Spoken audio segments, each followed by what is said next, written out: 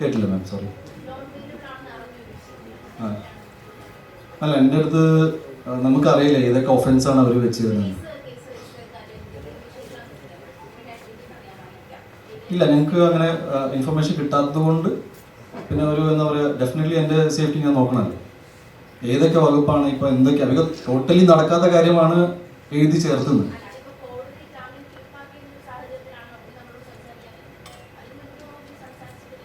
ഞാൻ എൻ്റെ പേടിയെ പറഞ്ഞു.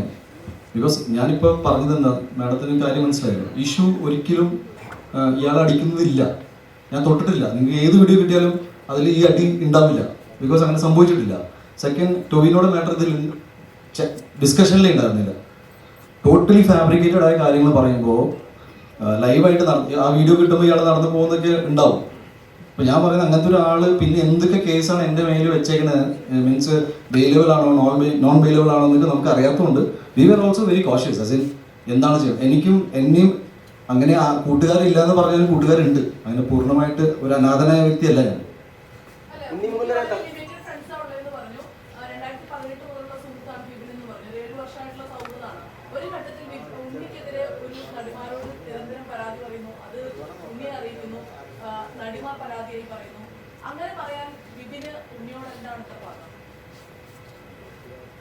ഭയങ്കര സ്പൈസി ചോദ്യമാണ്. പക്ഷെ എനിക്ക്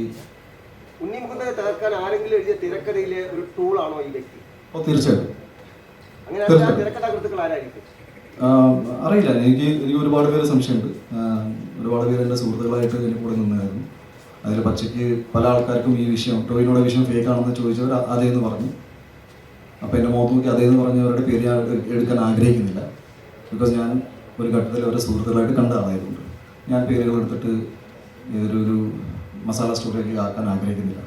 അവർ എൻ്റെ ശത്രുക്കളാണ് എന്നോട് മുഖത്ത് നോക്കി പറഞ്ഞപ്പോൾ പിന്നെ അത് അങ്ങനെ എടുക്കാം. പക്ഷെ സത്യം ഇതാണ്. അതേപോലെ തന്നെ ഞാൻ ഈ ഒഗെയിൻ റിപ്പീറ്റ് ചെയ്യുന്നു, അടി ഒരു വിഷയമാണ്, അടിച്ചിട്ടില്ല. ഇനി ഒരു പ്രോമിനന്റ് ആയി ഇതിനെ ചുറ്റിപ്പറ്റിയുള്ള ടോപ്പ് ചോദ്യങ്ങൾ വന്ന് പറയുന്നു.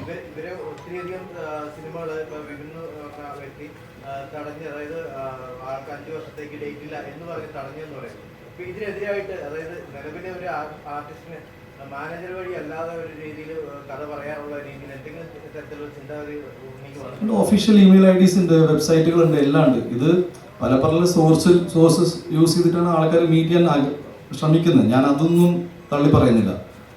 ഇത്രയും ഇഷ്യൂസ് ഉണ്ടായിരുന്നു. ഞാനും ഇത് സോഷ്യൽ മീഡിയയിൽ ആൾക്കാർ ഷെയർ ചെയ്യാൻ തുടങ്ങിയപ്പോൾ ഞാൻ മനസ്സിലാക്കി, ഓക്കെ, ദാറ്റ് ഈസ് ജെനുവിൻലി ഇത്രയും സംഭവിക്കുന്നത്. പിന്നെ ഒരു പരിധി വരെ ഞാൻ ഇവരെ കോൺടാക്ട് ചെയ്താൽ ശ്രമിച്ചിരുന്നു, നിങ്ങൾ കണ്ടില്ല എന്നൊക്കെ പറയുമ്പോൾ ഞാൻ എപ്പോഴും വിശ്വസിച്ചത്, ഓക്കെ, ഒരുപാട് ആൾക്കാർ മീറ്റ് ചെയ്യാൻ ട്രൈ ചെയ്യുന്നുണ്ട്.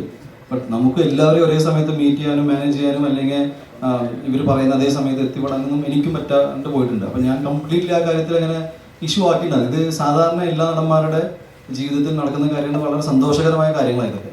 ഒരു തിരക്ക് വരിക എന്ന് പറഞ്ഞാൽ നല്ലതാണ്. ഇതിനെ ചൊല്ലി നമ്മൾ ഒരിക്കലും തർക്കിക്കാൻ പോകുന്നില്ല. പക്ഷെ എന്നിലേക്ക് ആക്സസ് ചെയ്യാൻ ഞാൻ വളരെ ആക്സസിബിളായ ഒരാളാണ്.